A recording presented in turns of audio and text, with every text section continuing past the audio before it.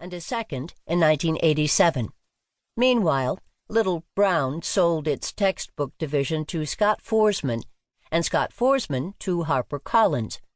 By the time HarperCollins was bought by Addison Wesley Longman, sometime during the life of the fourth edition, the book had become a creative writing staple.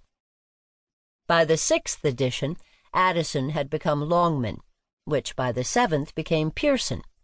For the sixth edition, I took on one-time reviser Susan Weinberg, and for the seventh, I engaged my colleague Elizabeth Stuckey-French to help with revision, and especially with the onerous task of choosing new stories for the anthology section of the book. She was joined by her husband, Ned Stuckey-French, for the eighth and ninth editions, the latter published in 2014. Elizabeth, Ned, and I continually worried about the price of the book, which augmented with every edition and every new publishing house. The cost of permissions added to the problem, increasing in spite of the growing availability of stories on the Internet. Some teachers, we knew, made course packets of their own favorite examples. Some chose other anthologies, which only raised the amount their students spent on books. Some told us that they could not in conscience ask their students to pay the price for our text.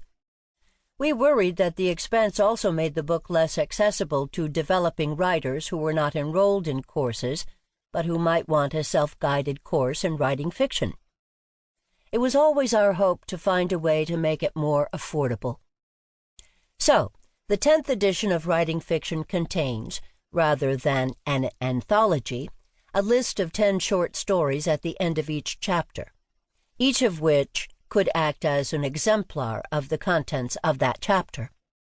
Some of these are in the public domain and freely available online. Some can be found in the archives of the literary magazines in which they appeared, and some will require a library search, a labor perhaps that students ought to learn.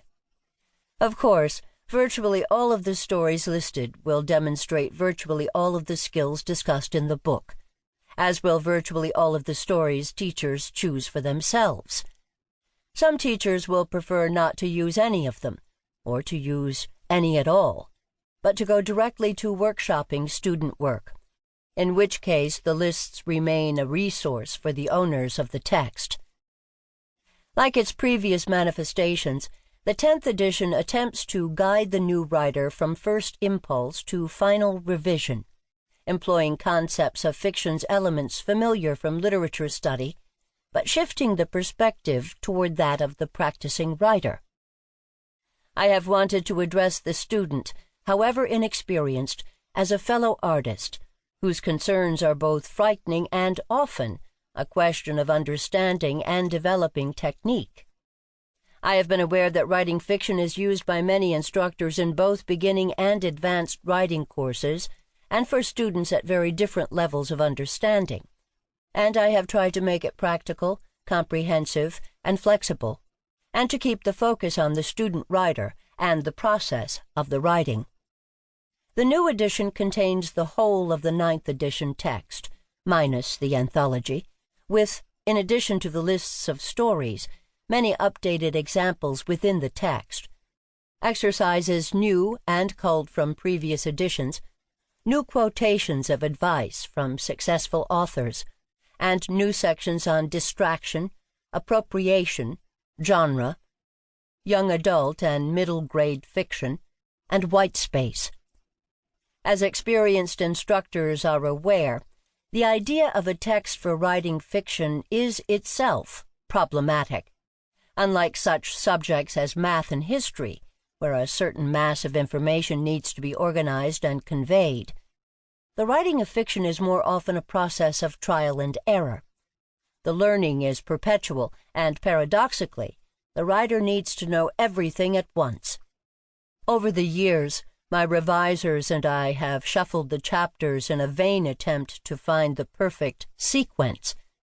In the new edition, I have continued that effort, in some instances returning to an earlier order.